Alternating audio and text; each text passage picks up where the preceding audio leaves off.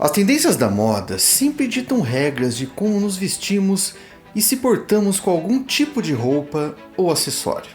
É a expressão de uma cultura e reflexão das mudanças aos quais uma sociedade está enfrentando. Sabendo disso, os quesitos diversidade, inclusão e representatividade são alguns conceitos que surgem no universo da moda para atender às necessidades de um grupo de pessoas que inclui o estilo masculino ou feminino, a etnia, o tamanho do manequim, a orientação sexual, condição socioeconômica, idade e por aí vai. Agora vamos voltar um pouco no passado. Será que o estilo da época medieval era bacana?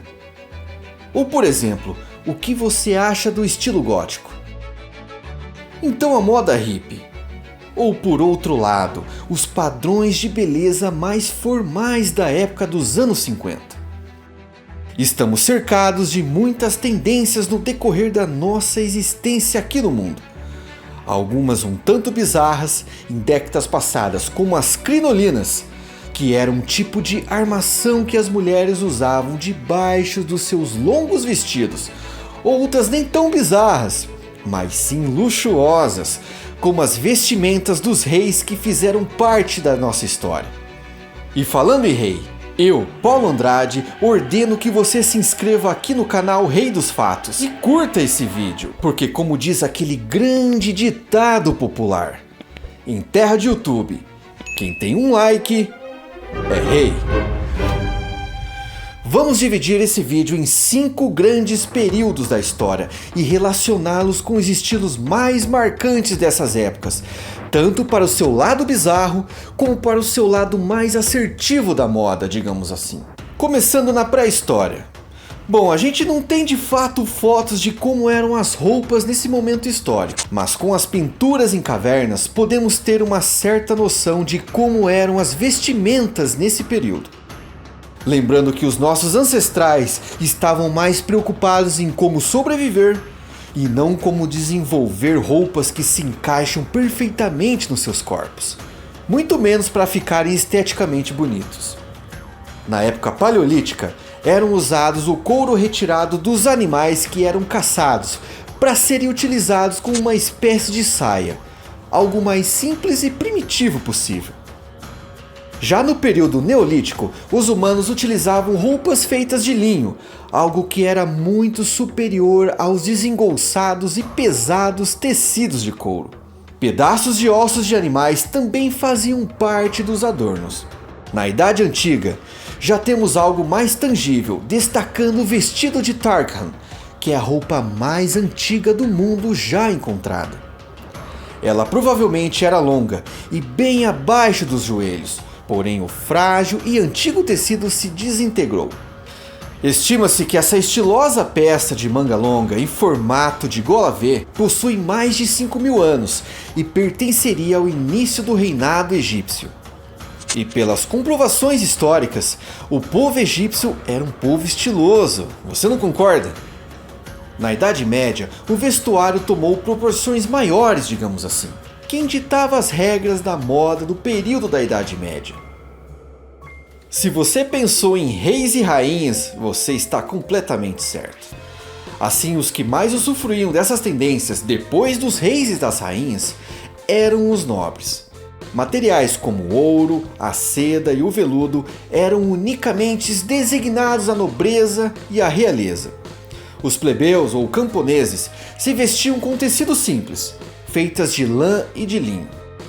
Dessa forma, através das roupas, a hierarquia ficava evidente se a pessoa era pobre ou se a pessoa era rica. E novamente você se pergunta, como sabemos dessas informações? Eu vou te explicar. Os pesquisadores recorrem a pinturas, iluminuras, manuscritos e até túmulos para investigar bem a fundo como eram as suas vestimentas. As roupas nesse período começaram em modelos mais largos e soltos, tanto para os homens quanto para as mulheres.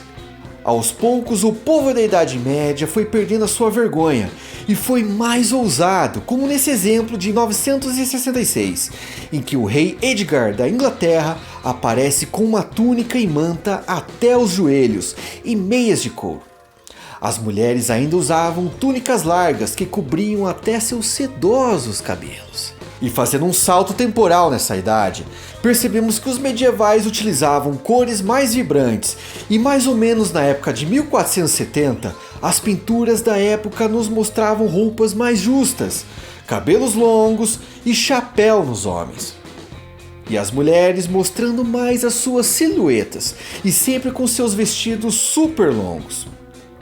Já na Idade Moderna, na Era do Renascimento, houve uma verdadeira revolução nas cores, nos tecidos e formas. Aqui nessa época podemos dizer que o conceito de moda surgiu. E sabe por quê? Porque os modelos das roupas duravam até o momento que não eram mais copiados, dando espaço para novos conceitos das vestimentas. O espartilho realçava a silhueta feminina e os homens ostentavam meiões e gibões acolchoados. No século XVIII, com a arte rococó em evidência, as cores das roupas eram mais claras e suaves, cheio de babados, laços e flores.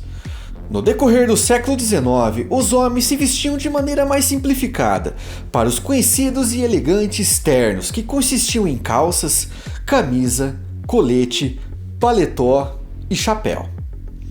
Porém, a bizarrice da Idade Moderna ficava por conta do lado feminino, com as chamadas crinolinas. Era o sentido inverso das simples roupas masculinas. O ideal de beleza das mulheres custava caro para a saúde delas.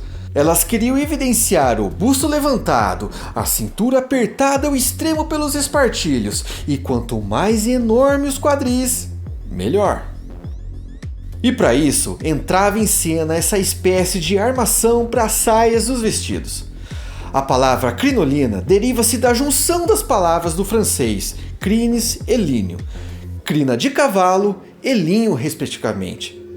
Eram construídas em formato de gaiola para ampliar as saias, quanto maior, melhor, e dava aquele ar de status para as mulheres. Segundo as fontes históricas, as crinolinas atingiam de 2 metros a quase 3 metros de diâmetro, o que é o equivalente a um carro popular aqui pra gente. Loucura, né? Saca só o que o escritor francês Alphonse Karr escreveu sobre isso. 2 mulheres não ficavam mais juntas nas poltronas de camarote no teatro, nenhuma carruagem. 5 mulheres sentadas por perto não podem conversar confidencialmente, porque estão separadas pela amplitude de suas saias. Elas têm que gritar. Um homem sentado entre 2 mulheres desaparece. Por causa desse aparato, as arquiteturas dos lugares tinham que ser mais largas e entrar numa carruagem era um desafio. Tanto que as mulheres tinham que tirar as crinolinas e deixarem penduradas no lado de fora, para que pudesse acomodar mais pessoas nesses veículos. As crinolinas evoluíram para as crinoletes e o bustle, ambas para dar mais volume à parte traseira, o que deixou seu diâmetro mais compacto e melhor de usar. Agora, na nossa era atual, que é a idade contemporânea, qual roupa você acha que melhor te define? Calças jeans, camisetas ou camisas sociais? Roupas mais chiques, modernas, elegantes, casuais. A nossa era combinou a praticidade com elegância de um jeito único e memorável. Mas não podemos deixar batido no quesito bizarrices, que convenhamos, nossa era tem nos montes. Como por exemplo, o sutiã torpedo, que era comumente usado na década de 40 e 50 entre as mulheres. Isso era o puro símbolo de glamour nessa década. Fora o show de horrores que algumas roupas são apresentadas nas passarelas. E olha que isso nem é foto de inteligência artificial. A marca Balenciaga, que o diga, lançou diversos modelos de tênis destruídos propositalmente e segundo as palavras do seu lançamento.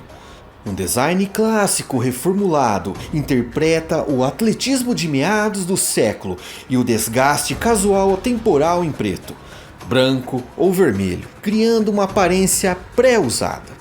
Os tênis foram anunciados em $495 e $625. Compraria? Agora quero saber de você. Que moda você acha a coisa mais estranha do universo? Vale tudo, como por exemplo algum estilo que as mulheres ou os homens adotam. Tanto faz como roupas ou acessórios. Comenta aqui na seção dos comentários, pra gente fazer aquela discussão. E não se esqueça de se inscrever no canal e curtir esse vídeo. Tchau!